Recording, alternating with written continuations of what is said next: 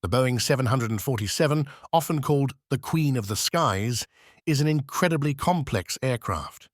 Mastering it typically requires extensive training and thousands of flight hours. However, in a critical emergency, you might be the only one available to save the aircraft. Understanding the fundamental steps could prove invaluable. Your first priority is to secure yourself in the captain's seat using the harness. The primary flight controls are the yoke, similar to a steering wheel, and the rudder pedals on the floor. Throttles are located on the center console between the pilot's seats. Crucially, put on the headset immediately. Use the radio to declare an emergency by stating, "Mayday, Mayday, Mayday, this is flight number. The pilot is incapacitated. I need help landing this aircraft." Air traffic controllers will then provide precise, step-by-step guidance. The Boeing 747 is inherently stable in flight. Hold the yoke gently with both hands and keep it in a neutral position. Avoid abrupt movements. Small, deliberate inputs are key. Pulling back slightly on the yoke will initiate a climb, while pushing forward gently will cause a descent. Turning the yoke left or right will bank the aircraft in that direction. The rudder pedals primarily assist in aligning the nose during landing. If the autopilot is engaged, leave it on unless instructed otherwise by air traffic control. It is a critical asset. To prepare for landing, a gradual descent is necessary.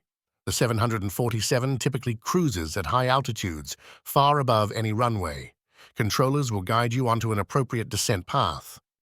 Slowly, pull back the throttle levers to reduce engine power. Aim to decrease your airspeed to approximately 180 to 200 knots as you approach the airport. Gradually extend the flaps using the flap lever on the console. This increases lift at lower speeds and enhances descent stability. Air traffic control will use radar to guide you into alignment with the runway, providing specific headings to follow. As you near the airport, lower the landing gear by pulling the gear lever down. You should hear a distinct sound as the wheels lock into place. Maintain the aircraft pointed directly at the runway, ensuring the wings remain level and the nose is slightly above the horizon. At approximately 1,000 feet above the ground, reduce your speed to about 150 knots. Maintain a smooth, controlled descent, avoiding any sudden dives. As the runway approaches, focus on aligning the aircraft with the center line. At roughly 50 feet above the runway, gently pull back on the yoke to flare the aircraft. This raises the nose slightly, allowing the main landing gear to touch down first.